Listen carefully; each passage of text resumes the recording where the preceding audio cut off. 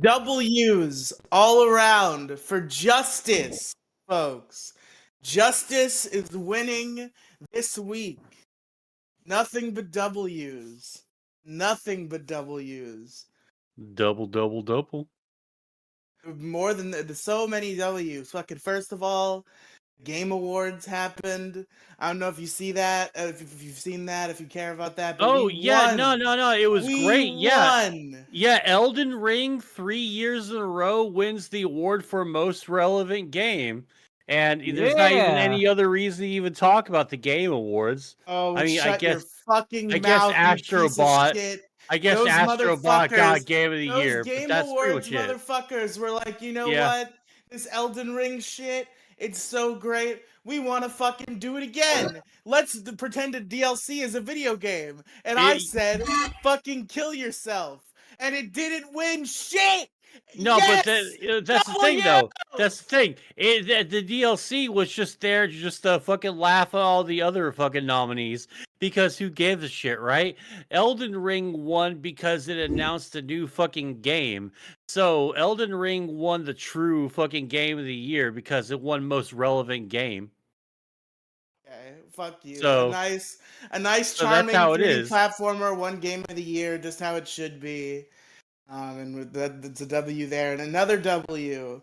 A W that I had a song to sing about, but unfortunately that's not gonna work. But either way, Riley is free, folks. Holy shit, what'd you do? No, not me. The other Riley. Okay. Riley has been freed. Yes, Motion to quash has been accepted. No jail for a friend of the show, ASE Riley, young Clippa. Fucking PPP and Andy Worski, they're all like, Dick just screwed over Riley by telling him to do the stuff. He just fucking destroyed him. He's going to go to jail and get butt raped. I'm like, bros, you guys gotta calm that the fuck down, man. Like, it's a stupid fucking court case. This is not court case of the century. It's not even fucking Rakita court case levels of fucking huge, right? Would you say this is like? I guess you could, but at the same time, though, like, calm the fuck down. I was gonna say this is more like Johnny Depp versus Amber Heard. How? How in any way? I don't know. Fucking the way it was covered. It's also a court case. Hey, I'm Kang. I'm gonna make a reference to a court case because we're talking about a court case right now. You weren't prepared for the scenario of me asking how they were similar. You're just like, this is just like this court case that I've heard of before. Riley, stop fucking bullying Kang. Jesus fucking Christ. Wow. Boo, is it because I had more fun on? Is it because I had more fun being on Gingy's podcast? First of all, no. Second of all, what? Dude, whatever. Honestly, it's actually a lot more. Oh, god damn it. What do you say? What is this?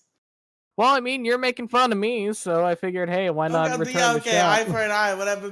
I'm not making random references to court cases that I'm completely unready to defend when asked to elaborate. What, a court case is a court case. I mean, what else? It's like Johnny Depp versus Amber Heard because they both happened in a court.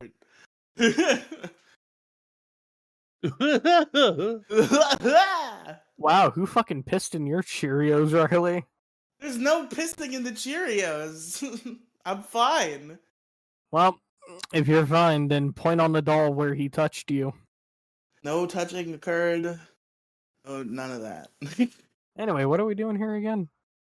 We're on the MoCast podcast or some shit. See, we're on the MoCast. We're about to talk about Star Trek extensively, so I wanted to go ahead and if you're done with your banger of a cold open, Riley, shall we go ahead and start the show? I thought you'd be a little more enthusiastic about Riley being freed. Yeah, I am. But you two fighting turned into something else, and I'm just like sitting back and just like allowing it to happen because like you two can handle it, but you know you don't need little old Mo. Fucking here, I'm ready to talk about Star Trek, so let's go ahead and get right into it. Fuck yeah, Riley's freed, and fuck Eric July and his stupid little fucking fans. Could you say you're? Okay, everyone talk at once. 1, 2, 3. Okay, Riley, go ahead first. I said, and fuck the stupid Elden Ring DLC. No. Do not fuck the stupid ass Elden Ring DLC. Play the Elden Ring DLC and make people like Riley mad because it's the true secret super duper no gizzies backsies. You can play it, it's fine, but it's not a video game. It's a DLC, and the fact that it was nominated for Game of the Year is fucking retarded, and I'm glad it didn't win. Well, like, look at everything else it was going up against. There were no games in the fucking Astrobot, which is an excellent game that did win. Oh yeah, like all 5 people that streamed it, were like, I like this game, and then everyone talked about it. Acted like they played it, and acted like they played it. Yeah, well, it's the only game that got like a few people streaming it, and that's how people got exposed to it. No one else played the game. To be honest, I would have rather see fucking Black Myth Wukong take it. Oh, definitely, man. I totally think that Black Myth Wukong totally deserved the true like Game of the Year nod. Definitely. I wouldn't have minded anything besides the Elden Ring DLC, but I think the fact that a fun, cartoonish, colorful 3D platformer won Game of the Year in 2024 means gaming is returning back to a simpler time that I quite yearn for. So see, you're just fucking ass mad because you can't play that fucking Garfield game worth the shit, and so I know damn full well your ass can't fucking handle no Elden Ring. It doesn't matter whether I can handle Elden Ring or not. The fact is, a DLC is not a video game, and it is a form of divine justice that it did not win. Just like nominated for. Look at the non-games that it was going up against. Like they pretty much had to. Oh well, I don't know, man. That's how like unmemorable the Game of the Year nominations were. All I remember is Elden Ring DLC getting named, and damn, that speaks of a lack of good video games this year. There are plenty of good video games, I'm sure. Oh, like what? Yeah, you're just being ass mad because you hate AAA games. Elden Ring DLC, dude, I'm extolling the virtues of a major AAA game from a major AAA developing studio. To be honest, but that's one of them. That's your one AAA game. It's no, okay, Riley, you're fucking acting fucking retarded on purpose, and it's actually kind of pissing me off. I want to fucking jump. You're the retard. I can't believe you took this side. Off a fucking balcony so bad. Every other person I've talked to about this feels the exact same way that I do, so I'm shocked to hear. Oh wow, I'm sorry that I'm not like the fucking sheep, and I'm just like doing what I'm told. Oh man, this is so cool. Elden Ring is so good that the DLC should count as a video game. Fuck the integrity of the Game Awards. Yeah, I have the popular opinion. That means I'm objectively right. So I'm going with the flow, with society. Society's right about this one. DLCs are. Oh yeah, yeah. Society, the thing that always makes the right choices in everything. Mo, shut the fuck up. Start the fucking podcast. Fuck your mama, bitch. A 1, a 2, a skilly dilly doo.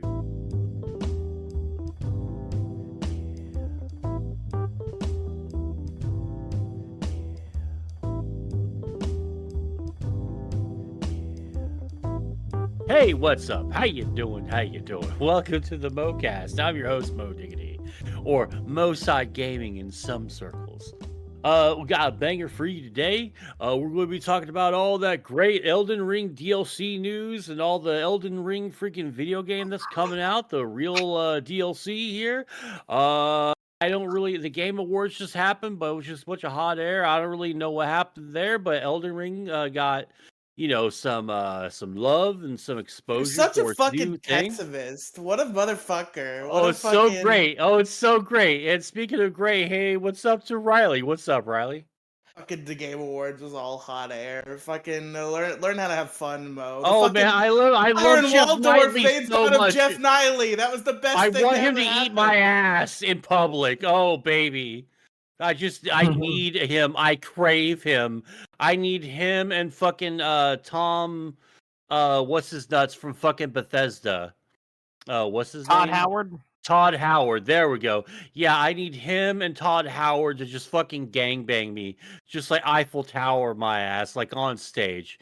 During the fucking Game Awards. Statler and Waldorf made fun of him for the Muppets, the old men for the Muppets. I did laugh at those jokes, yes. Good. Yeah, because there was just Muppets for no reason, but you don't have to have a reason for Muppets because Muppets are awesome. Hearing that character say the name Kojima was so wild. Hey, look, it's Kojima. It's like, anyone tell him that dude's his friend? And he did not laugh. He did not laugh. No. But that seems to be a personal problem. That's just how it is. Statler and Waldorf are on his list. As we all know, the Muppets are all their own human beings, and we all consider them as such without prior prompting. So now, now Kojima has an intense grudge against Statler and Waldorf. Like, I need to take them both down.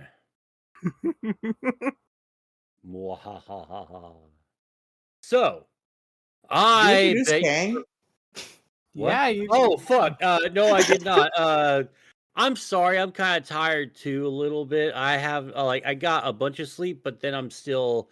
I mostly took power naps and stuff because that's how I be doing my days off during my night shift. Because if I don't, then that means I literally get to do fucking nothing. Like, it fucking sucks working nights around here, man, because if I wake up at like a decent amount of time for a night shift guy, that means basically damn near everything's fucking closed, or there's just limited options everywhere. Can't go shopping, can't go grocery shopping, can't go anywhere fun. I don't want to go to a fucking bar anymore. I'm so tired of bars. And yeah, so in an attempt to have like a normal big boy, as Vincent Adult Man style of life, I'm finally trying. I just take little cat naps, and I'll sleep the 8 hours, but I'll sleep at night, and then do my stuff during the day, so I can finally have a life. That's pretty much how I'm doing everything right now. That's my sleeping schedule is. It's normal kind of during the week and erratic during my days off. I honestly would if anyone ever works a night shift and is looking for a place to fucking go. 24/7 stores, honestly, in my opinion, should make a comeback. Oh man, they shouldn't have gone in the fucking first place. After we decided, hey, we're kind of done with COVID. We had the election, and and all that. We're done with COVID. Stop with the lockdown. Stop with this and that. Let's just go back to the way things were. And dude, everything fucking closes at right around 10, 11 o'clock now. It really fucking sucks because I used to have a semi-normal life. I would love to go to fucking Walmart or HEB 3, 4 in the fucking morning. Just a bunch of fucking other zombies plus me plus the night shift at that store were just there, and it would just be great. And I can get and do whatever I want. That I was just going to be in and out in a few minutes, right? Never a line or anything. Now I have to fucking hustle. I have to get into the hustle and bustle with the rest of fucking humanity, and it really sucks. Because, what if I were a degenerate and I needed ass lube or something, do I risk, the people who, don't care are kind of gross a little bit, but the people who are all hey, I want to do some kinky stuff with the partner, and I need something for my butthole, and they're all hey, I'm going to take this lube and buy it, but then they have to hope and pray that the 15 items or less aisles are open, because no one really actually wants to go through the regular line. And here we go, milk, sausage, anal lube. Oh, that's nice. That's a party and a half, because then they look at you like you're fucking weird. I would imagine at the very least. But yeah, man, so nightlife has completely stopped. And here's the fucking really freaky part. is that I love like just being mind numb, but like just turning off my brain and watching TikTok videos, right? And then I start to Right. get into that infotainment side of TikTok, my absolute favorite side of it. And I'll start watching these videos. Hey, did you know that there's telltale signs that our economy is about to go completely tits up because this industry, this industry, this industry, and this industry is going completely tits up.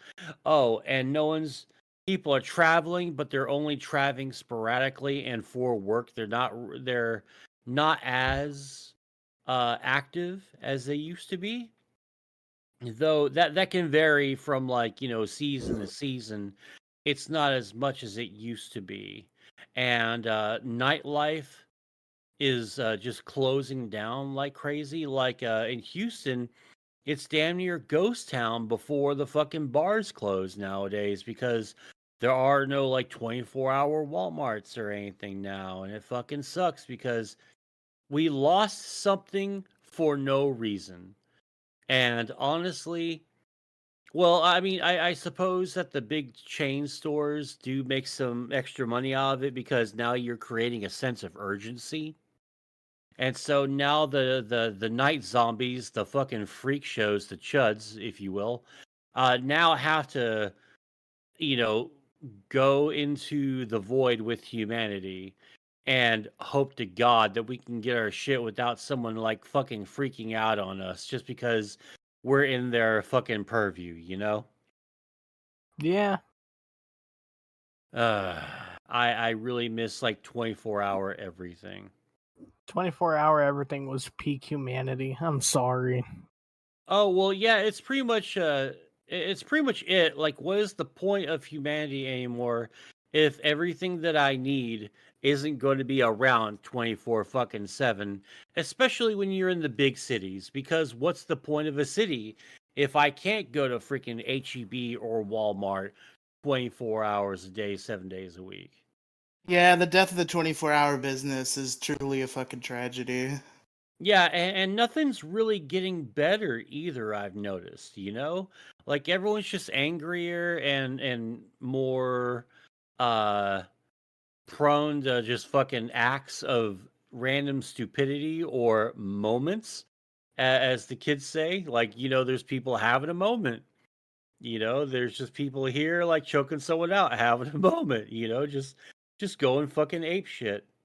And why is oh wait, no, the recording bots are my mod. I'm looking, I'm kind of my ADHD is kicking in a little bit, and someone has to jingle some keys in front of me so I can like get back in the focus. Because I was looking at my Discord members list, right?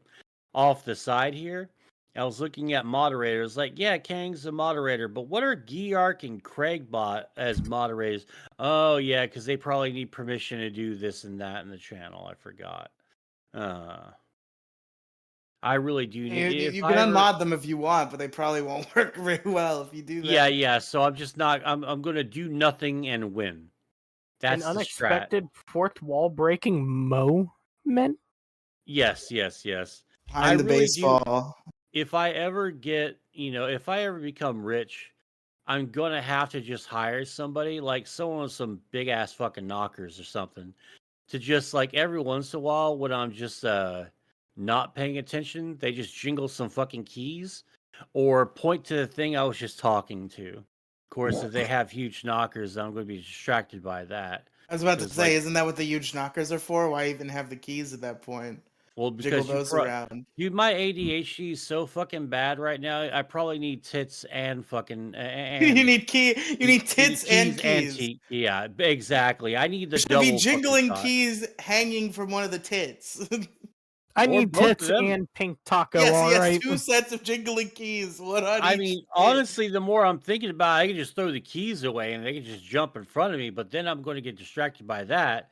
And like, I'll never stream. I'll never fucking play games again. It's like, hey, just jump up and down in front of me. Anywho, I need to stop talking about titties. God, I want to play Path of Exile 2 so bad. Have any of you guys ever played the Path of Exile games? Oh, No. Damn, too bad. It looks like a pretty sick freaking game. I just haven't played it yet. Oh well. Anywho, so I'm just rambling incoherently. Let's go ahead and get to the whole point of this episode. Is that Riley came up with a banger idea to watch some Star Trek. And then I maneuvered us to the first 3 episodes of season 1, episode 1, 2, and 3 of Star Trek Next Generation. So I watched the first 3 episodes in a while, and I forgot that the first 2 episodes were a 2-parter. So we start off freaking Next Gen with the 2-parter. So let's go ahead and start talking about the 2-parter here, and I'll save my stuff for last since I've been a long-time Trek fan. Kang, why don't you start us off? What did you think of the this Next Gen 2-parter? I was honestly hooked from just like the first moment, just seeing how they introduced the Qs, just like being this complete fucking asshole of a race. Yeah. It's like, hey, what if God but a douchebag? And let me tell you, they put a fucking douchebag in. Oh yeah, and he does it so phenomenally well. I should probably get like the IMDb list of like the Next Gen Star Trek. Yeah, because he's I can't really point to you anyone else who could ever play Q in the Star Trek series. Oh no, But Q is like honestly is almost like Picard. You cannot fucking replace Picard. well, yeah, because you will. What was I going to fucking say? Uh, I don't even know what the hell I was going to say. It was right off the tip of my fucking tongue, and then I completely just fucking left it there. But yeah, That's why yeah. all the like smelly 4chan nerds are into QAnon. They think it's like Star Trek. They're like, oh, Q's trying to test me to catch all the pedophiles. No, it has nothing. No, it has nothing to do with that. Q and QAnon are completely different entities and are in no way, shape, or form related to each other. Maybe that's just what Q/QAnon wants me to think. Maybe this is a test. Oh God. But yeah, I was super into that. I thought it was a great way to start the series off. But Riley, what did you think of the your first impressions, I guess, so far? This is feeling a little bit familiar to a time I experienced another franchise that starts with Star for the first time on the Vocast. No, I just have a feeling that's like I don't think that you really watched those movies. I think you said you did, and you really half-assed it, and you were just like you probably watched like 30 minutes of like one episode. I 100% did watch all 3 of those movies. You watched all 3 of those. Time I will never get back. Okay. All right. Well, you better at least have like some shit to say. I have some things to say. Okay. This is all good. right. This is good. Okay. It's just I have a hard time. I feel like it's supposed to be some like irrevocable keynote that I'm supposed to have a million thoughts about, and in my mind, I'm just like, yeah, it's pretty good. I enjoyed it from start to end. It kept me engaged. I'm interested in these characters. They built them in an engaging way. It's a good story. Like I probably like it better than I liked those Star Wars movies. But at the same time, I don't have like a crazy amount of specific minutia to go over. It just was an engaging story the whole time. It was like a little movie because it was a 2-parter, and on Paramount Plus they combined them into one. It was like a nice hour and a half Star Trek film. Very good at keeping me engaged. I didn't get bored at all, which is good because in this kind of story, it's very easy for that to happen. Yeah, I was kind of thinking about it like while I was watching that because it was testing even me a little bit. I was having to put my phone down because there's like a couple of spots where it's just like, okay, let's go ahead and talk about this for about 5 minutes, and there's some like long bits of exposition that they start going off on, and then I start like thinking about some other shit, and then me and Paul was over here doing laundry because it's Sunday. And I started dicking around with my laptop and getting it all set up because I got Linux Mint installed onto it, and it's fucking amazing, and I really enjoy that. But yeah. Uh, I really did enjoy sort of like how they were able to weave the little B plot into the main like sort of A story, the A plot in there because I didn't really think I wasn't sure if it was I think the Orville did Space Whales.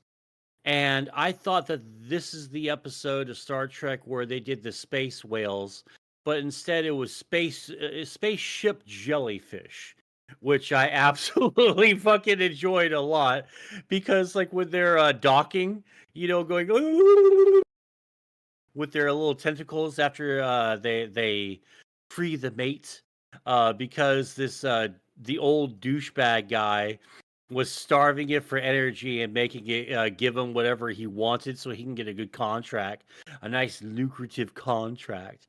I thought that was kind of cool. And rewatching this, it's fun to count the errors that are on screen. Like there's one shot during the court scene, the Q court scene of like him and the four crew members, and there's a part where there's a shot on Captain Picard, and like the top half of the camera, there seems to be something kind of obscuring it a little bit, and you can see that in that shot. And there's another shot where it's trying to showcase Q's face, right? But like it's only like getting his eyes and his hat, and almost his entire fucking face is stuck behind this little armrest thing. But it's a really good shot nonetheless. It's just that I wish that they pulled back a little bit so you can see the face and get a better like sort of establishing shot, But this is what I was talking about. The reason why I really wanted to do this because we were talking about like new Trek last week on the last episode of the MoCast. Go check that out on the MoCast YouTube channel, by the way. Please sub. Blah blah blah blah blah. This is what I was talking about when Star Trek really only needs to be at a set amount when it comes to the budget, right? Because from Voyager and back, right? You see where Star Trek really fucking shines. It shines so much brighter and so much better when there's not like a budget of like, 5-10 million freaking dollars per episode, and then there's the big contracts for all the big stars in Hollywood and all that stuff, and there's fucking multi-million dollar fucking CGI studios coming in and making all this huge hoopla. Like, no, what we need are like two spaceship puppets, fucking kind of primitively green screened in from using 1987's technology. We need to have them green screened in, and they can do the little fucking thing with their little tentacles, and then they saunter on the fuck off. That to me is peak Star Trek. It's the camera is shaking, but the whole fucking crew is shaking along with it. There doesn't need to be like a multi-million-dollar fucking thing going on. And I think that's I don't necessarily hate new Trek. I'm just not engaged at all into watching it, and I haven't ever gone out of my way to watch new Trek like I would watch like old Trek. Yeah, I'm going to be honest. Versus the Hollywood writing for the Hollywood movies and everything, the writing was so much better in the shows than they do it in the movies. Well, yeah. Well, okay. With some of the Star Trek, the old school Star Trek movies, they did get objectively a lot better at that. But like with I guess with the new Trek, you have everything like cranked up to 10, not quite to 11, but to 10, right? Right. And everyone like bad acting and like cheap sets, those that are part of the Star Trek charm. It's why fucking Bethesda games, I hope they never change the fucking gaming engine, because I love it. It's a part of its charm. You take the ugly with the beautiful and the fucking great, and that's what makes me appreciate this a whole lot. Like a lot of the set designs, for instance, when they're like the first shot, like one of the first shots of Captain Picard, when he does his little like opening monologue. It's Captain's log, stardate 420-B, and he's just fucking yammering on, like going oh, that's some good Star Trek engineer stuff you're doing. Oh, good job there, person is just cranking a knob. Now let me just get to the elevator. And he's just doing this voiceover, and he's slowly ascending and just observing, his people working on the freaking engine. And I thought, even though it was cheap looking, I loved the hell out of it. It was very charming, and it really showcased, like it's giving you a good introduction into one of the main characters, and this one just so happens to be the captain. Riley, yeah, you were next. The effects were very good, both for the time and in general. I can see what you're saying about the charm of it.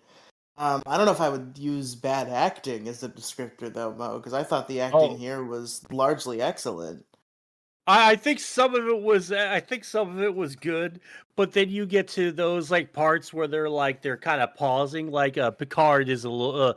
Patrick Stewart at this time was a little bit bad, and then Picard, and then Riker. There was that part where he's fetching freaking Data to go on an away mission, right? And then fucking Wesley's stupid ass, Will Wheaton's little stupid ass, it's just like, I'm just going to be reckless and jump all these slippery rocks. Do.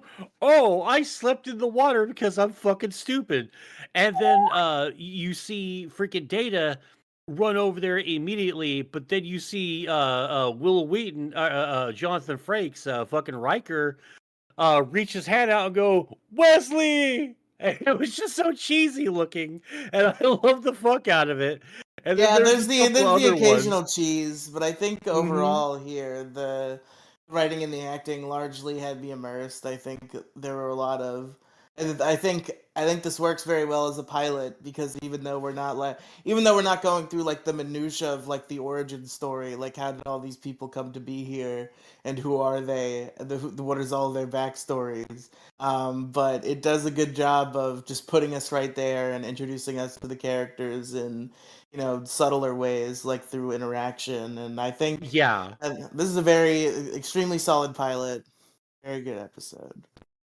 Yeah, I definitely loved how like it's a new series and everyone's acknowledging that. So how it's really a masterclass in in the way to which you should always introduce a new set of characters in an established franchise that's on the level of Star Trek. They did a phenomenal job is slowly introducing the characters, and we get the a little added bonus of maybe a few of them even knew each other from like back in the day. Like Picard transported Deanna Troy, not Deanna Troy, fucking Beverly Crusher and fucking Wesley's Crusher's father's body to them personally. But Crusher Wesley was such a little kid back then, but it's like one of his more defining moments of his like young adult life, and he's not much older when he finally gets on the Enterprise. Yep. So am I supposed to hate Wesley? That's the vibe I'm getting from what I've heard about him and from what I see. Okay, so as Will Wheaton, like he's kind of a chode. And he's kind of like I've heard that Will Wheaton sucks, but I am an art from artist guy, as you may know. Well, all right, I'm about to get to that. Like the Star Trek Next Gen universe does have a few turds in the punch bowl. Like the Brent Spiner apparently is a huge dick and doesn't like to do conventions or anything like that. But you get someone like fucking Michael Dorn who played Worf, the fucking Klingon, and he just shows up every single time, full makeup, ready to cock, lock, and ready to rock. And yeah. I mean, most conventions can be tough. It depends on I don't know how the Star Trek fandom is and how they treat their obnoxious actors. and smelly. Obnoxious. Yeah, and smelly. I figured as much because I know there are Power Rangers actors who like went to conventions way back in the day and then just won't do it anymore because they were so repulsed by the fucking yeah. They don't say it that heavily, but yeah, that's basically it. Yeah. I'll gladly say that for them because I know they're repulsed by the fans' visage. Oh. So would you say Trekkies are worse than Yu-Gi-Oh players? Oh they god, did have a rule written no into problem. the rule book though. That was pretty fucking legendary. Yeah, because everyone's tired of it. You can't like, fucking smell at the tournament. That's a new rule. It's in the rule book now. Yeah, dear fatty, smelly fucking nerds, shower twice before you get here and pack some clean clothes. It's absurd. And clean every crevice. Oh, and bring some fucking deodorant. $2 gets you a thing of Speed Stick. It's not expensive and it actually smells nice. It's not bad. But yeah. So I'm yammering on a little bit here, and we'll talk, I guess, more extensively of the two-party as we go along. Because like the third episode's like in a league of its own, and I'm gonna look forward to talking about that in a moment.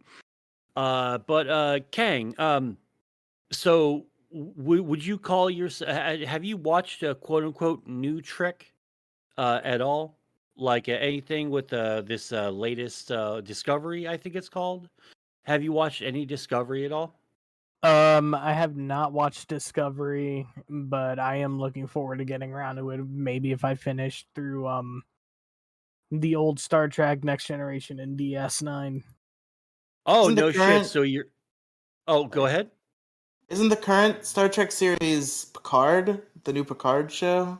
I know I think that's Paramount Plus, but like the main one, I think is supposed to be Star Trek Discovery. Is that still on?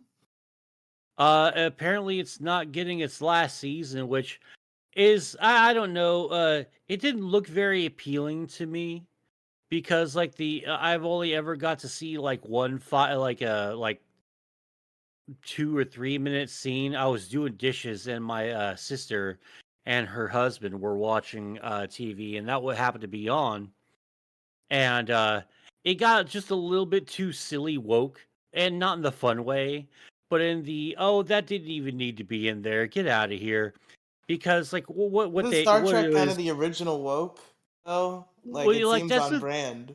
Well, that's the weird thing though. It was like it was doing great at diversity before they were even before anyone was like fucking trying so hard. Like didn't a white person kiss a black person on film on the first time in Star Trek? Yeah, Star Trek the original series is credited with having the first on-screen interracial kiss. Wow. And they didn't need to finagle any bullshit to get it done. Yeah, because I mean, it was shocking at the moment. Like the look at the camera when Picard is about to kiss Uhura, that was unplanned, and he went in there and gave her a fucking smoochy smooch. And fucking Uhura is fucking super hot, so you know that'd been like awesome. But good for him. He pretty much nailed every single person probably on that cast. But that's an episode for another day. Oh, like 60s and 70s. Like they probably all fucked and sucked each other a lot. Did you guys see this was like a year ago, but the Star Wars fandom was like exploding because then randomly in an interview for I think the first time ever, Mark Hamill was like, "Yeah, I definitely made out with Carrie Fisher on set." Yeah, we were banging. It was pretty cool. Oh god, yeah, fuck yeah, dude. Oh man, like even pre fucking Slave Leia, you know. Like, and here's the great thing about Carrie Fisher: if you were like a fan, like she loved banging fans. She was a dirty little slut, and I would be like, dude, I am trying to find Carrie Fisher like immediately. Just give me like 15 minutes, babe. Dude, just let me go back in time just to. I saw a YouTube short of Carrie cross Fisher. That shit off my fucking bucket list. Hell yeah. She was really hot in the Star Wars movies, and I saw a really funny YouTube short of her segment of the George Lucas roast that I guess they did on Comedy Central at some point, and it was pretty fucking funny. I never really got to see that. I guess I never got to see that one. It was a pretty like righteous roast, like it was powerful, and the final line that like got laughs out of the whole audience and got a pretty big laugh out of me was like she was going on about like the job the whole time, and for some reason her closing line, completely unhinged and out of nowhere, is I hope I slept with you to get this job, because if not, who was that guy?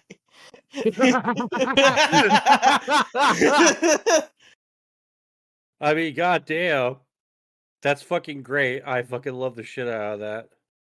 But all right, I'm going to try and get back on track here, or Trek, excuse me. Kill me. Anyway, so, as far as like you've probably watched enough like quote unquote new stuff and enough quote unquote old stuff to sort of like supplement maybe some sort of opinion, maybe to give you some sort of opinion on it. When it comes to like, the new Trek movies, for instance, right? Mm-hmm. When you compare the both of them, would you say there's a little bit, I guess I'm trying to ask this question without sounding like I'm trying to lead you to an answer that I want, but do you think that there's that the new Trek movies are a little bit more shallow when compared to like something like Next Gen that has like $20 and some Lunchables for the crew? When you compare both of them, like, do you feel like the heart is there with new Trek, or do you think more of the heart and soul is more in the old stuff? I feel like some of the heart is there in the sense of the world building elements of like new Trek versus old Trek. Yeah, they definitely have a lot more opportunities to expand upon their known universe. Plus, in my honest opinion, it's like I enjoy it. Like everyone should enjoy it. Like, enjoy it how you would want to enjoy it. Okay. And if I'm honest, I like there's some things I love about new Trek, which are like kind of like somewhat might get me a little bit God, how would I put it? You know how like new Trek, like to me new Trek is like one of those like really like cheesy action movies, from like the 80s. You got like your Rambos, your fucking your Judge Dredd and all that shit. That's how I kind of see it. It's like that cheesiness of the 80s and the 90s and all that shit. Yeah. Like a lot of the practical effects are so much fun. But then again, not to like I don't have any social or political reasons why that is. I just think that practical effects seem to look a lot prettier than the digital effects really do. Like when you see like the behind the scenes stuff for like a movie, and you start seeing, oh wow, so they really did do a fucking water slide into the freaking lagoon that had a real pirate ship in it. And of course I'm talking about the fucking Goonies, right? Mm-hmm. And watching all that is so fucking amazing. And even now there's a difference between like the old school CGI stuff versus like the new school stuff. Like the new school stuff is great. It's fun. But it's sort of everyone's done it like a billion times by now, and so now there's sort of a template that's mainly there sort of as a cost cutting measure. Like everything is some of these practical effects, they're kind of done the samey, like Mm-hmm. Well, like you look at a lot of these new action movies nowadays. And it's sort of like the same sort of like cookie cutter action template. Like look at the digital effects for the Fast and Furious movie franchise. That's essentially kind of what I'm talking about. Oh God. Even though I'm like hopelessly addicted to watching the Fast and Furious franchise, because it's like, well, it's been going on for so long, and like the last movie wasn't bad, I thought, at all. That's the one with like John Cena in it. But like the last several movies since Tokyo Drift have been fucking garbage. And I have no idea why the Fast and Furious franchise still goes on. But anywho. I mean, honestly, the fact that they didn't fucking end it after fucking Paul Walker died is just beyond me. Well, I get it, but it's really fucking sad that you can tell that they didn't really have any idea like where to go after he died. But they did try though, and not everything's so bad.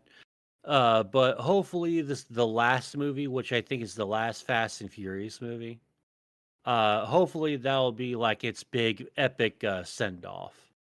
But going back, and I got to finish the other point that I was making a little bit ago about like quote unquote woke stuff that bothered me a little bit. Um, the first it was we were going back to we were talking about the new CGI and then this old school CGI. Like you look at a movie like the 13th Warrior, and you watch the behind the scenes stuff about that movie, right? And there's the part of the movie where the very first wave of enemies are coming, right?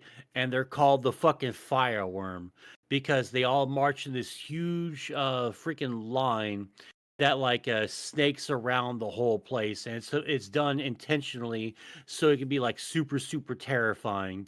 And then they only ever attack at night, and they carry their torches and they charge into the area with all their torches lit, like with thousands of torches lit, because it looks like a fireworm, a fucking serpent, and like it's super terrifying. And watching the behind the scenes stuff of the computer artists explaining how the CGI works and how the computer generated imagery works is fucking cool, man. I really like that. It really is intriguing, like the amount of tech that goes into making a movie like that, especially for the time. Yeah, that's why I really enjoy when I see computer generated graphics or images or whatever being used in next gen. You can tell that this is like a big shot. Like I'm kind of convinced that Q teleporting away from the crew whenever he's taunting them the first two episodes. I'm convinced that most of the budget went into making that fucking graphic, that teleportation graphic that he had. So that's fun, and I really do enjoy things like that. Anywho, Riley, kind of this you've watched New Trek a little bit more then, huh? Me? Yeah. I've never watched a single piece of Star Trek in my life. This was me losing my Star Trek virginity, was this. Oh, I thought that you had said the last episode that you watched a little bit of Discovery and that you liked New Trek a little bit. No. If I said that, I was lying, but I don't think I did say that. Well, gee, thanks. Well, thanks about that, like, because I crafted like a good portion of my questions to you. Well, I don't think I said that. I watched think a little Kang bit. might have said that. It might have been. It might have been, but like I think I just got caught up in the Star Trek virgin. Oh, okay, you're a Star Trek virgin then. Okay. Oh boy. I didn't really know that. I honest to God thought that you had watched that was really where the suggestion came from, that I had never seen it. And I'm like, what's the hubbub about this Star Trek shit? So figured, we come here on the MoCast and we could pop my cherry. All right. So what do you think about the overall message, or you know what did you think about Q's test of humanity through the crew of the Enterprise? What did you think about the ultimate point of humanity will always opt in to do the cruel option or the mean-spirited option or whatever have you? Humanity will always let you down because the whole trial is for the crew to answer for the crimes of humanity. Yeah, I mean it's kind of a tale as old as time in a way, where it's like, okay, so you've got the hostile force that sees humans as one entity, and their perception of that one entity is bad because the majority of humanity is bad. But then you've got the good people of humanity who are being unfairly victimized by this, and they're like, no, not all humans are bad. We're trying to be better, and we are good. So it's a story I've seen told plenty, but it was told quite well in this context. As I said, unlike even you said, I didn't get bored once. Like the way even like exposition and stuff, I was interested in the world building because I was completely new to it. Okay. And I think the character interactions kept me engaged as well. I'm already liking the Riker and Data chemistry. I think they're gonna be a fun duo. There's a whole lot of there's good stuff going on here. It was very good. Yeah, a lot. There's a lot of really great. Sorry for scratching my mic there. There's a lot of really great Riker and Data being buddies episodes out there, and I thought the Ferengi were supposed to be in the first 3 episodes in some capacity, but they were only by mentioned. name. Yeah. Yeah, but because I forget, it may have been. I forget which Star Trek uh series opens up with them encountering the Ferengi in open wild space, and the Ferengi are like openly hostile to any Federation ships out there. That might have been Voyager. Voyager is one of my it might be like my second, if not top, like all-time favorite Star Trek series. Like this and Next Gen and Deep Space Nine do fight for the number 1 spot a whole lot. I guess I need to rewatch the OG version because like it never fights for the number 1 spot, but I get it and I love it. Real quick, Ma, I just want to say I thought of something to correct the record from earlier when you thought that I had seen Discovery. I think what you're misremembering, Mo, is that I said I've seen some of the Orville and liked it. Oh yeah, That's what I said. Make sense. That would make sense. You know what? Now that you've watched it, there's a good question for you. Since you seen some of the Orville and you've seen some of Star Trek, what do you think when you compare the two now? I mean, the Orville is kind of like, it's the same kind of structure. You know, they're all in a spaceship. There's some sort of alien problem they have to solve, and they have to work together to do it or whatever, you know. But the Orville is obviously cracking jokes because it's fucking Seth MacFarlane. And Star Trek is a bit more serious. And I think I appreciate both angles. I did watch this, and I was like, okay, if there was somebody making jokes here, that would be a good show. This is good anyway, but that would be a good show. So I feel like I would like the Orville and should watch more of it because I was like, if they do this but they're making jokes, that'd be a good show. Oh yeah, and Norm Macdonald plays a freaking slime creature who's like an expert freaking mechanic. It's one of the best. It's one of the best characters on there, and the Orville is a really solid show, 100%. Through that, yeah, you want to do the Orville maybe next episode? Oh God, yes. Yeah, first 3 season 1, episode 1 of the Orville. Episode 1, 2, and 3 of season 1 of the Orville. Yeah, we can do that. Okay, hell yeah. We can go sci-fi till the end of the year. I could talk about Star Trek and all that like for fucking months and years. Like, you know how Dick was talking about he wants to do a podcast about Trailer Park Boys? I want that to happen. I've never seen Trailer Park Boys. Oh, it's great. It's great. It's fucking But awesome. I love watch along podcasts and like watching the shows along with watch along podcasts. So 100%, I would get into Trailer Park Boys if Dick does that podcast, and I really want him to. I don't get it. I don't get watch along podcasts at all. I don't get watch along YouTube either. Like, hey, let's watch me not be able to show you the pay-per-view for events, and then you're just No, it's not watching that. me. What I I'm know. I saying, just hate it. I don't know why. I don't get it. I don't. Mo, we get did it. a watch along podcast, and I think it's one of the best projects we've No, ever we did. done. We did a review. We did a review podcast. I think it's still incomplete. That's what it is. Mo, that's what a watch along. That's what I mean. Is they go and they talk about like every episode of a show, and they talk about how they felt about it and shit. That's what I mean by watch along podcast. No, Not like a reaction we did was a stream. review. Oh, hold on. Wait, all right.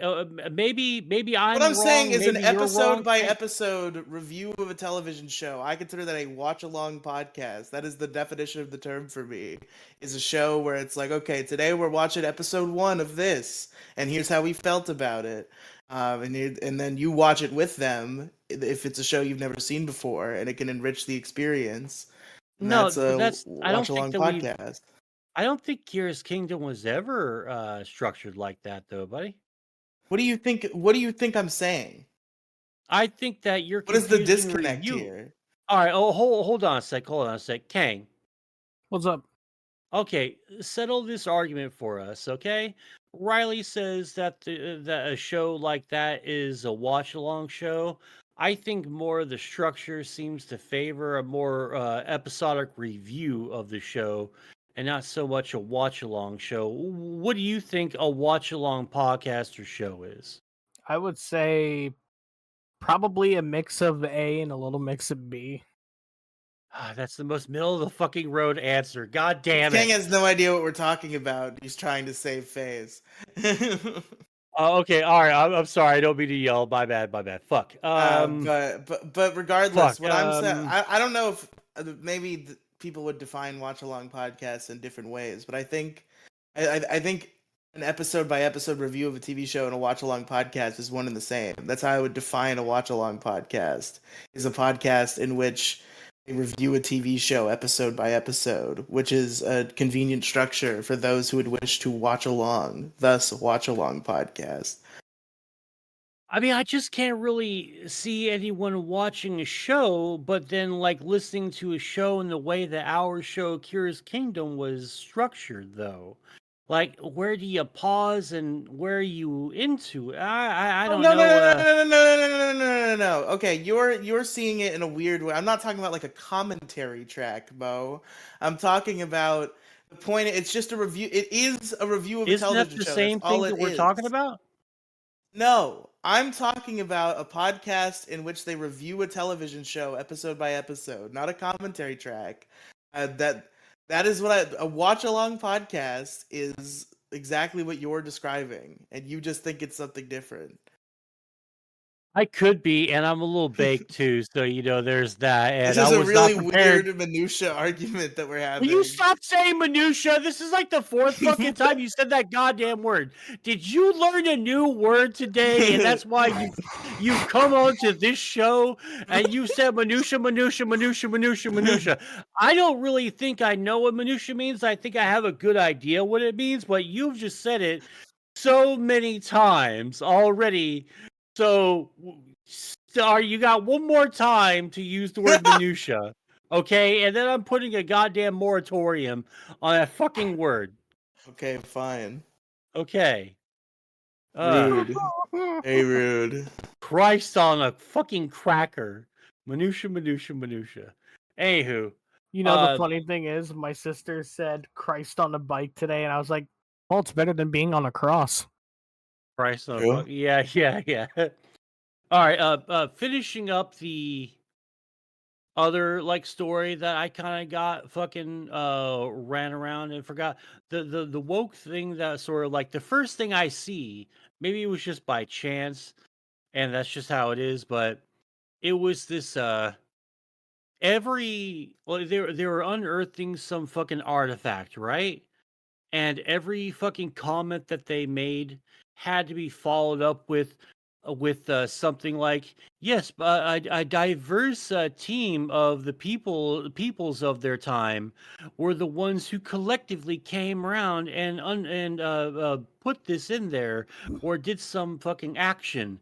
And it was like never just like, oh yeah, the manatees and the Manitoba region fucking buried this box. No, it was everyone in a fucking nice little fucking Disney-esque fucking film, holding hands and putting it together in peace and harmony and anti-racism and all that. And then there was like, and then the next line was, oh, this is an old Christian artifact.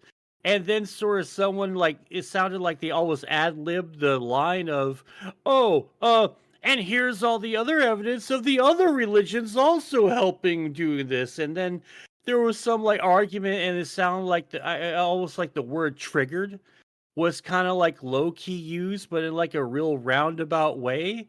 And there was just no reason for it, and it just like really deflated any wanting any desire to watch the show. I was like, oh, okay. And the power of math. Like a lot of this shit is fucking Reddit tier fucking humor and cringe. And I hate that fucking site so much, and it's just not really. I'm just not into it. I didn't really like Enterprise either, because Enterprise was I think right after 9/11, and right as the extreme with an X marketing bullshit was starting to kick off in America's little culture. And so like everything has fucking flashes and stuff, and everything's like a little bit more shaky with Enterprise. And oh, check this out, half naked people, and they have to rub some lotion on their bare skin for decontamination purposes. And it's all like, oh, come on, place where I can rub that lotion. yeah, I mean, it's super hot, but it's sort of like it's obvious that there's no plot. And the guy who plays the captain uh doesn't I don't like the actor at all. I don't think that he should be in Star Trek at all. And it also, I don't like the prequel thing where everything looks much more advanced when you it's the prequel to the original series. It's pardon me. It's supposed to be the captain that Kirk kind of modeled himself after a little bit. And he's all like old as shit already. Like, I think he's in his 40s or 50s at this time.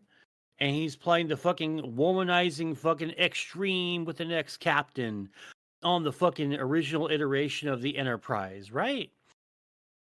And Right. I hate it when the technology looks more advanced than, like, because we go from this 2000s graphic CGIs and CGI imagery and all that stuff, huge budgets, and canonically through the timeline we're supposed to go to original series, and that's a significant drop off of like millions and millions of dollars right there. Then you get to freaking next gen, which is significantly more improved budget wise, and then so on and so on and so on until we get to fucking Enterprise. And then like we have to start the whole loop all over again, right? So that's something that just irks me when a prequel does that, not just Enterprise with Star Trek, but just in general. But anywho, I think I've said all I can say about the big two-parter. Kane, you got anything else you want to say about the two-parter? Not really. Okay, Riley? I had one thing left to say that I meant to say about like a half hour ago, and it just the Fuck moment you. passed. But fucking say your shit, motherfucker. The jellyfish thing. I'll say that was an interesting twist. It was the kind of thing where like I kind of knew what was going on, but not exactly, and that was a good payoff of like the That's what it is. Because like I started to piece it together in my brain like pretty quick. I was like, oh, the walls are alive. That I figured out almost immediately. But I did not know quite how the walls were alive. And as it turns out, they were jellyfish spaceships, which is pretty cool. And they looked cool, especially for the time. Very, very good payoff. Awesome, wasn't it, man? It was fucking like 10 cool. out of 10. 10 out of 10 fucking primitive 1987 green screen effects. I fucking love it, and I miss all this shit so much. It's kind of like when you watch someone start a YouTube channel and you know they're the only ones doing their editing, and then you like fast forward 3 years later and you see that they fucking kept their nose to the grindstone and became something fucking amazing. Well, this is like the after the first year, after you barely find out what fucking keyframes and shit are, after you find out how to normalize fucking audio, or like here's one that here's reference you'll catch, Riley, when you figure out how to remove all the noiseless gaps in the audio. Like that makes you feel like you fucking leveled up a little bit, huh? A little bit, yeah. I don't mean that in a snarky, condescending way either, even though it comes off kind of as that. You know, I do like, I would appreciate someone who fucking did that kind of green screen effect in my videos, and I only had like $20 in a Lunchable to give them, you know? And then sooner or later, if you make it so far in your career and you wind up getting canceled, you'll wind up hearing. Thanks, Kang. Good bit. No problem. Okay. I gotta get a fucking drink because my mouth is fucking parched. You guys better start. Oh, Kang's bit was so bad that Mo has to leave the room for a second. No, I gotta get. I'm getting a fucking drink, you fucking prick. Dude, who the fuck shat in your Cheerios, Riley? Nobody. You're just fun to make fun of. Wow, I'm fun to make fun of, eh? Yes. That's why they call it make fun, because it's fun. Well, what if I don't find it fun? I mean... Well, then you are a bitch. I am a bitch. Mm-hmm. And that's yet, the answer to that question. Whenever we put the same fire on you... I'm completely fine with it. What do you mean? Uh-huh. It wouldn't be a time that you put the fire on me that I was not completely fine with it. Oh, you know what I'm talking about. You know what I'm talking about. Don't. At all. The one episode of Issue Crew. What, the one where I had a fucking mental health crisis and left? Yeah, sure. No, the one where me and Gingy were playing Call of Duty while you were recording. Or while we were recording.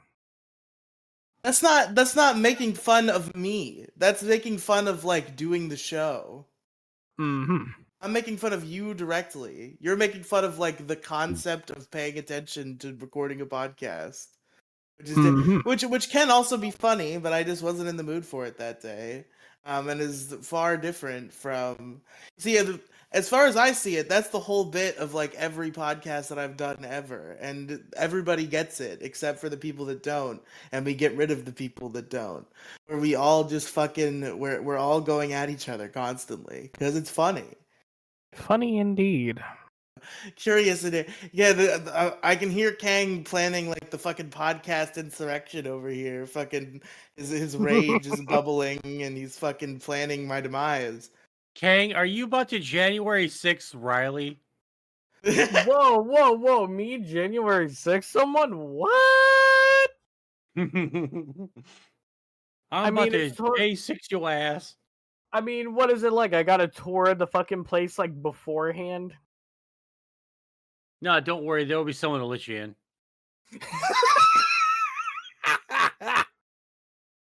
Anywho, you two need a fucking boxing match set up. Maybe we should get with Dick. You know what would be fucking great? If we can have like a biggest problem / like this podcastosphere. If we could just have like an event where we can set up boxing matches. I bet we sell a few fucking pay-per-views and a few fucking tickets. Somebody wants to setting this see show up. Riley and Kang box. Maybe if No. Fucking, there's enough people I think in this sphere who at least know who you are, and probably by extension like Kang. Because right? the both of you are like constantly like on largest issue. Like I think people in that sphere talk to you guys more than they talk to me. But blah blah blah. I feel like a like you and match me are like between. the same level of well known in that community, where it's like, oh yeah, that guy, he's Well, fine. no, you've been on the Dick Show, so you got one on me. I haven't been on That's yet. true. I have been on the show once, but that was kind of. I mean, that's kind of circumstantial. Plenty of people have been on the Dick Show. Yeah, but I haven't. You have, so I got. Yeah, I mean, I haven't either. So fair enough, but I'm saying I don't think my shows really hit in that community. Like, we still don't get a lot of views. I'm just this guy who it's like, oh yeah, him. I've heard of him. He's cool. Okay, look, mate, And you're really fucking just like you're really just like laying on like the self-loathing a little bit. I'm trying to say, I think like a fight between you and Kang would be fun. Maybe we can get like Riley and Vito to fight, or Vito and fucking Yellow Flash to fight, or fucking something. You know, like I would love Vito to and see Mint like Salad to fight. Oh god, I bet Mint Salad beats his ass. Yeah, Mint Salad would fucking kill Vito.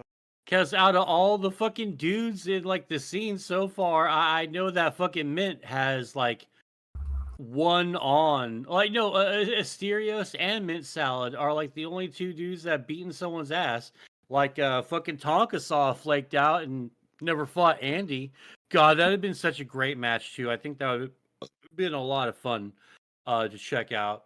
And remember when Andy didn't fucking suck?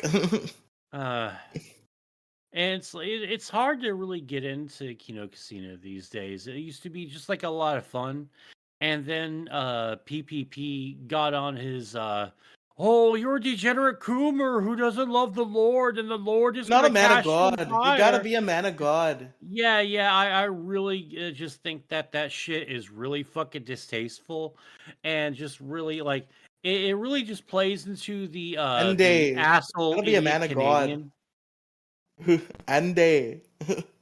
Like Andy's kind of a lovable retard, but Ashton PPP is just fucking insufferable. His name is fucking Ashton? Yeah, that's his real name is Ashton. Never heard his real name in history until now. What a queer.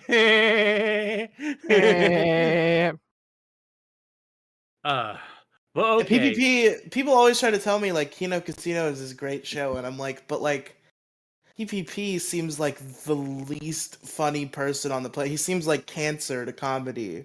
Like if somebody was funny and then PPP was near him, it would make him less funny. Well, he used to be like so much funnier, and then he started getting a couple of bucks, and he's all like, "Oh, I gotta get right with the TOS, eh?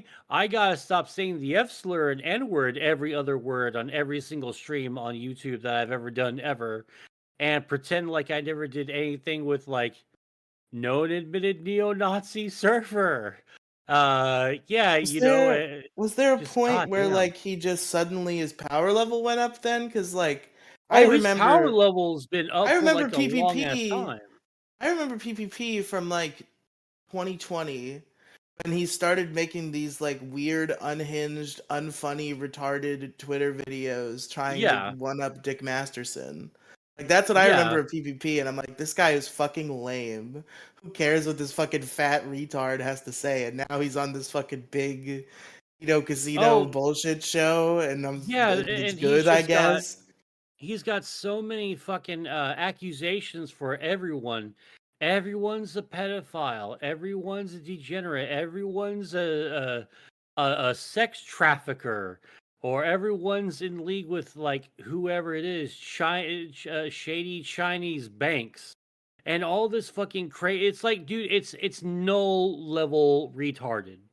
It's what that is so fucking retarded. Null is the worst, dude. I tried listening to Matt at the internet the other day. It's not the same since he went full moron. He's gone mad. He's just gone mad at the internet. He was like a normal, like weird internet guy for a long time, and then something happened in his brain. And well, he got mad because Daddy Dick because he left Daddy Dick and he broke up with him. And then he got mad at Daddy fucking Rekieta and he tried to break up with Rekieta and Rekieta just said, all right, bye. And fucking laughed him out of the fucking room. And that fucking made him so angry. Like, because Rekieta just burnt him.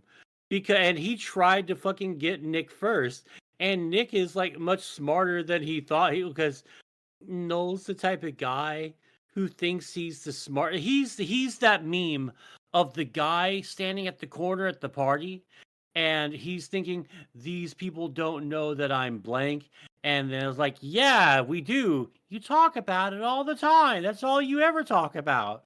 He's that guy at the party sitting in the corner with a little party hat and a fucking drink full of non-alcoholic punch.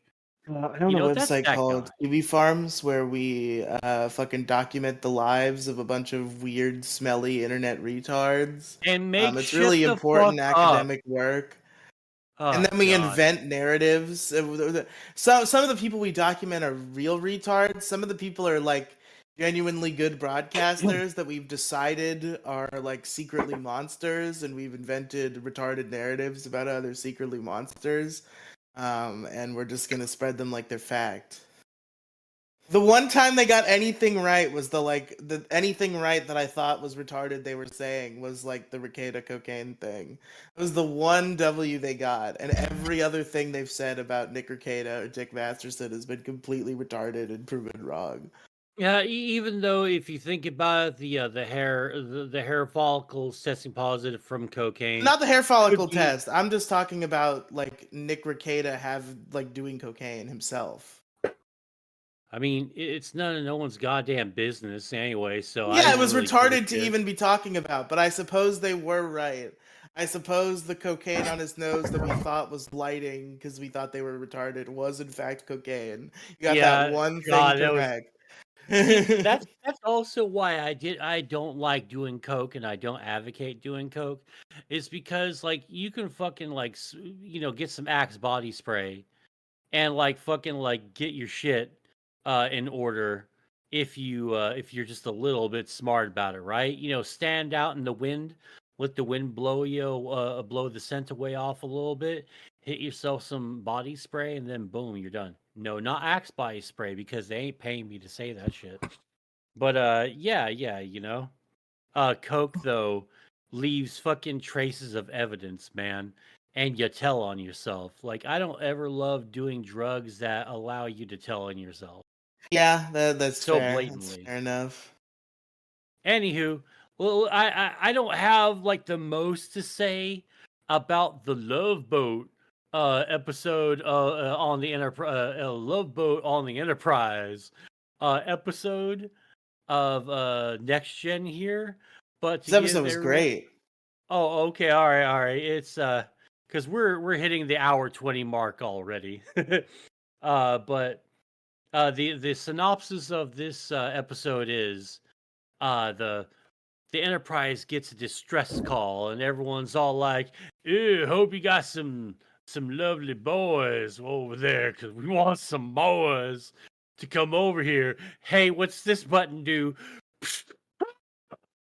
And they fucking spent there was a whole fucking Federation starship, a fucking Federation starship straight up spaces themselves and like 30 other people on the fucking bridge, and then they turned up the AC and fucking everyone froze like they're fucking living statues in Pompeii, right?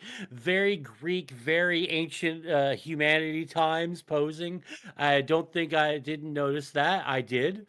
And yeah, but everyone gets the love virus and they're all like, "Oh my god, I'm so hot for you." And needless to say, hilarity ensues. So we started with Kang the last time. Let's go ahead and start with Riley. Well, Riley, what did you think of this episode? First impressions. Excellent episode. Quite enjoyed it. fun little one-off, issue that results in all sorts of drama and silliness going on. A fun little story. I appreciated it. Pretty good. Man, there was something particular I was gonna say, and I'm losing it. Hold on. What you were going to say is Lieutenant Yar, the fucking security officer, is fucking is such a smoke show. Oh yeah, she's pretty hot. She's pretty hot. But what I was gonna say was, God, I love short hair women. Why'd they build Data to fuck? That's the okay. Me and Paul fucking watched this episode together, and I immediately said, after he said, "I am fully functional," I scream out, "Why?" I mean, like not as like an indictment against the show, but of the Data's creators. Why did they build him that way? Like, why did his creator just decide, oh, okay, I can build him with a fully functioning cock? Maybe Data can fuck his way out of some trouble. I mean, just why? And he gave him like the internet sex fucking catalog, right? So he knows all the moves, all the positions, and he doesn't have to come. And for some reason or another, because does he feel it or no? I am fully functional, especially down there. Oh yeah. I think that's exactly the line that was used in the show. And also there was a penis joke in there too, and I fucking love the fact that in 1987 there was some edgy, risque humor, but in a PG sort of setting. I really appreciated that. I kind of wish that this episode happened much later on, when it's sort of like a little bit better fleshed out as to how Data's body actually works, because you kind of like assume from the two-parter and the start of this episode that he is an android, as he's stated. So there's no way that he can get like a love bug or a virus or anything. But I'll be damned, he just smashed himself some security pussy, and now he's sick as fuck, but it's SIC with some fucking shades on in a fucking dark room, if you know what I mean. Because that's just how it be, because it do. But yeah, like, there's nothing really... There's nothing that actually indicates that he can get sick as an android, and I thought that was weird. I felt like I mean, that would be what this episode implicates, right? That's what we're learning about Data through this episode, is that he is susceptible to human sickness in some way because of his similarities to human physiology. That's what this episode is showing rather than telling. You'd think that'd be a good thing. Well, I just kind of figured that was kind of a weird way to introduce that sort of particular weakness, but maybe I'm just like reading too deeply into it. It just feels like they kind of jumped the gun in that aspect, but I could be completely wrong.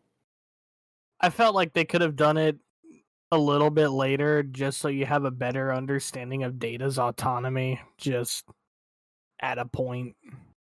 Oh yeah, that's what I was saying. Yeah. But anyway, Riley, I'm sorry, I just jumped all into your shit. I mean, that's pretty much it. This episode, I'll say shout out to Wesley for being the villain this episode. That was pretty funny. Fucking little asshole Wesley. He was the villain, but also he just wanted to help in his weird, drunken, diseased state. He's all high as shit, going like, "Yeah, Captain, I'm the captain now. Thank you, Captain. Like, come on, man. I just want to do the cool spaceship stuff. Like, I'll do whatever you want me to do. Just like let me do it." And Picard's like, "You're fucking drunk, retard. Fucking give me my Wesley ship back." The Troll Crusher. Oh yeah, fucking Wesley Puss Crusher.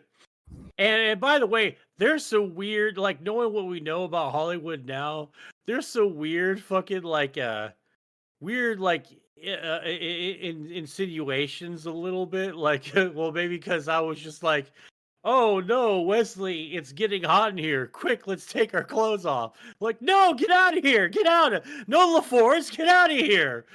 I didn't take that's. No, because like me and Paul were fucking joking. I was like, dude, they're just looking at fucking Wesley like almost like he's lunch. Like fucking like Worf is sort of like as soon as someone says Wesley's name, he fucking perks up, and then like LaForce looks like he's about to strip down to his fucking underwear from the poor bastard. They want And that everyone's Crusher like dick. touching. Yeah, but he's like 14. So everyone's just a bunch of goddamn perverts, man. It's just so weird. So then it's a Diddy party then? Oh, yeah, but like damn near, but it's like, on the Enterprise. I love how pretty much everyone was just fucking and sucking all episode. And the part where we had to rewind this because we thought it was a bad overdub for a minute. It's all right when the Dr. Crusher is in the captain's emergency room or his boarding room or whatever the fuck it's called, right? The captain's room. She's all like, and fucking starts like tearing open her shirt. It's like, it's so hot in here, and like I just think about having sex stuff with you and your bald head, and fucking Picard straight up just goes, and it's just this weird fucking like, yeah, it's this weird fucking sound that like we had to rewind and watch again because it sounded like some shit that was dubbed over. Like this is sort of carrying on from what we saw in the two-parter, like audio and video mistakes. But like no, it's just the fucking sounds that fucking Patrick Stewart's fucking making while he's in like possibly the throes of love with Dr. Beverly Crusher, who I am looking at her. Bev, she's on the older side, but she can still get it. She might have me myself. I wouldn't make fun of Picard. I'm not going to bag on him too much. I mean, if fucking Deanna Troi and fucking Crusher decide to double team me, like I'm totally in on it, man. Like I'm not going to really complain at all. Like this is the kind of sci-fi I miss.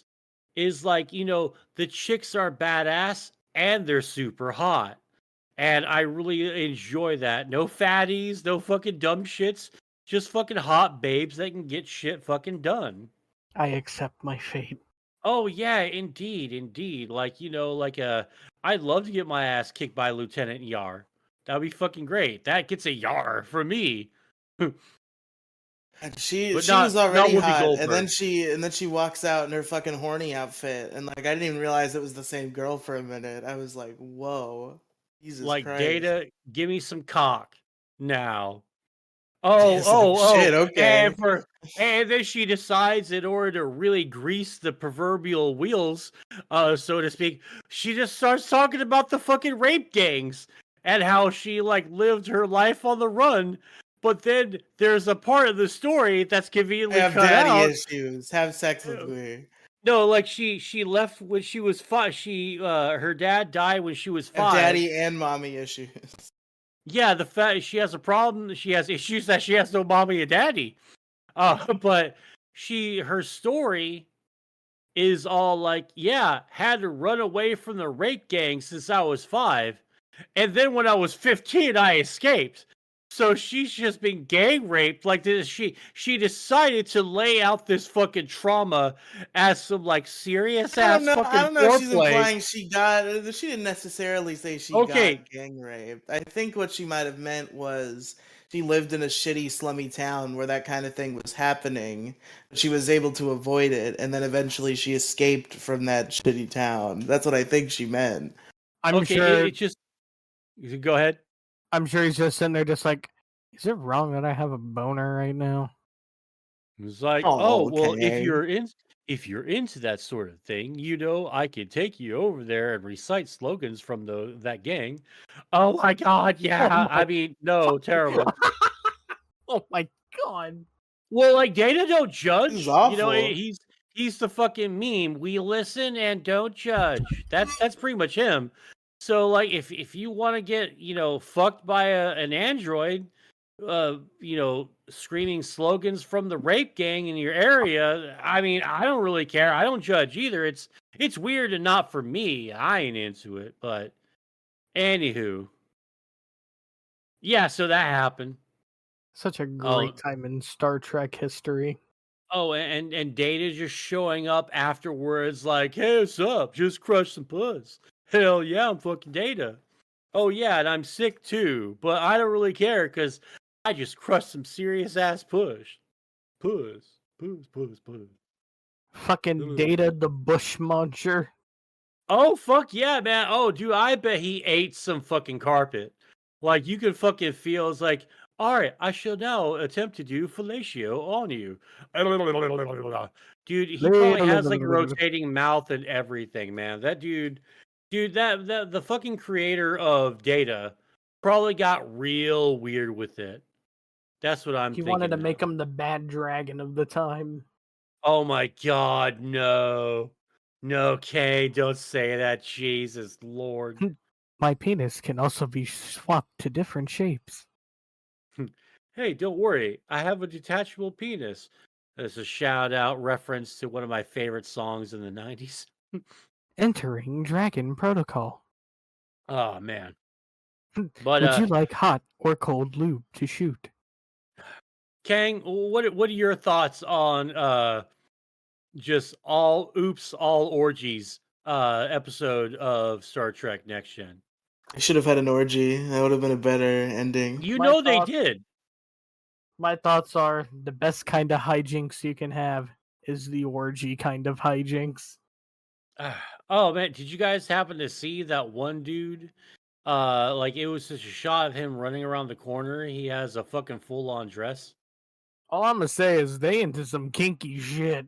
Oh no, not like a fucking chick's dress, but like there's actually lore reasons for like it's not the fact that they're trying to emasculate a man, but with their current rank up on the Starcraft, the starship, there's a rank specifically in Starfleet where everyone has to wear this like Starfleet uniform dress. And it made an appearance because it was a lot more progressive like back in those times. Now not so much. It's fake phony progressive, unfortunately, because I really do think that everyone was more progressive and more inclusive when no one was just trying so hard. Like when they were just trying to be people, it didn't seem like there was this alleged whitewash and overwhelming quote unquote whiteness of fucking Star Trek, because I don't think the quote unquote whiteness was ever really there to begin with. Even in original series, there's plenty of fucking diversity there. Even with that, like because like there were like roles in Star Trek that weren't afforded to anyone back in those days. Like black people got their first a big shot, first big step into stardom. Thanks to that, some Asian actors also, most notably George Takei. He's the oh my guy for anyone listening who doesn't know that name.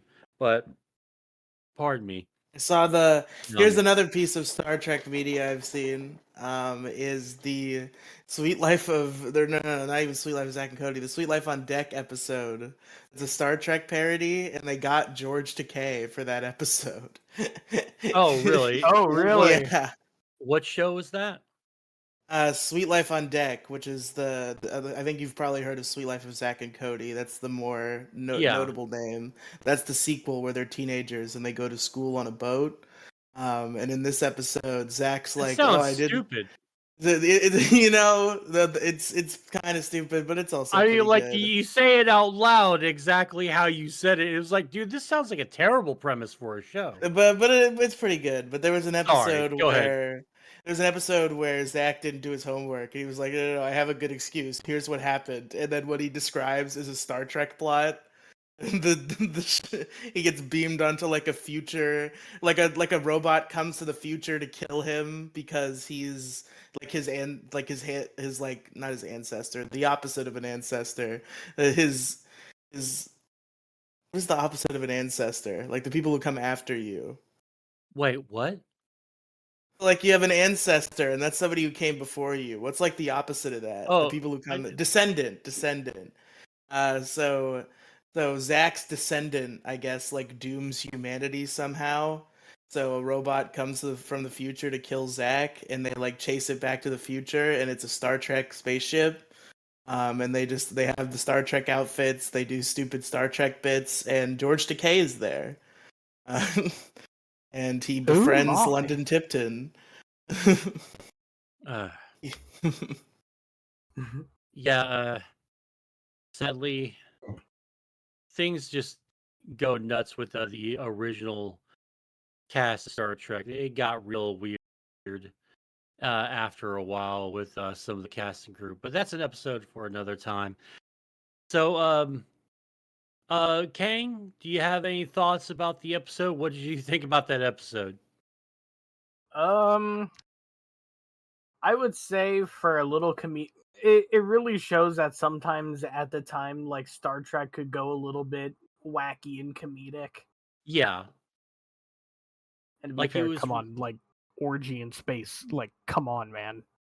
Oh yeah, it's because the sun is making them all like horny sick and drunk, and it's kind of funny because if you read about the how the standards and practices were, you know, like the censorship, their FCC and all that, and how they had to dance around the subject. Like I think that they were allowed to explain what drunk is, but they weren't necessarily allowed to show people being drunk. So they had to come up with like oh, I'm so hot and sweaty and I feel weird and all that, and like yeah, you get like that a little bit when you're drunk, but you're like slurring your words and calling someone a bad word or something and just laughing. But they weren't really doing any of that till like I guess the sickness got a little bit more advanced. So I thought that was kind of funny how they portrayed being drunk, but without the alcohol involved. So that was interesting. Yep. That took me a minute to get to the point of my thing, but you know, I got there. We got there, but oh, Riley's muted. I don't know when he's coming back. He might not be coming back at all. We might have to do the rest of the show without him. For all we know, Riley could have gotten beamed up somewhere. And he muted himself before he beamed himself up. That would really piss me off. Is like, hey, someone's like, hey, be right back. And they're getting in the process of getting beamed up. They're like, I'm getting beamed up, bye. And just exit out real quick. And that would have been like so much better instead of having to wait until like people come back. Then you find out, oh, I wasn't beamed up. I was just, you know, a douchebag. Like, you son of a bitch. Like, instead of just like saying anything, he just like gives you the middle finger as he's going up, just like, fuck you guys. Fuck Not gonna lie though, with the way everything is going in the world, like I'd probably like pick abduction more, you know, if every day I see like you can get abducted by aliens. Like, really, when can I schedule a fucking time? Yeah, can I just schedule like a time where like I'm abducted by some old man who says he knows the ways of this like magical thing, and I wind up joining like some like rebellion or something? Yeah, that's one scenario that could play out in that scenario. There's other scenarios that can play out too, but I'm not going to get into them. And then it turns out my sister is like the only hottest chick in the fucking galaxy. What did I just walk back into? Do what now? You ever watch Family Guy Star Wars? Yeah. I love the show. The Blue Harvest. Yeah, you know how they say like, you know how in like I think it was in one of them they fucking said like or Lois as Princess Leia is like the only hottest chick in the galaxy. Yeah. Yeah, that's where I was going with that. Oh, okay. All right. That's good. Thank Christ. Listen, if I'm Luke Skywalker, maybe I'm willing to, you know, do a little Sweet Home Alabama. Oh my God! Jesus no, Christ, bad, Riley, bad. But have you seen Slave Leia? Okay. Yeah, you do make a good argument. Look, you're not supposed to say that part out loud. You're supposed to keep So it if to you yourself woke up, with and you that had been knowledge. if you woke up and you had been isekai'd into Luke Skywalker's body, and you had the opportunity to fuck Princess Leia, would you do I it? mean, I'm already like halfway inside her as you're trying to finish this sentence, so like, okay, what now? there you go. God I mean, could you make it a little less weird and like say like, hey, wouldn't you want to do it as Han Solo? Like, come on. No, but that would be easy. That would just be like we're handing you. We have to make it a moral quandary of some kinds. You're Luke Skywalker. Yeah, but fucking Han Solo winds up getting with her in the end. I'm aware of this, Kang. Okay, that would be the point of the bit. Anywho, if it was Han Solo.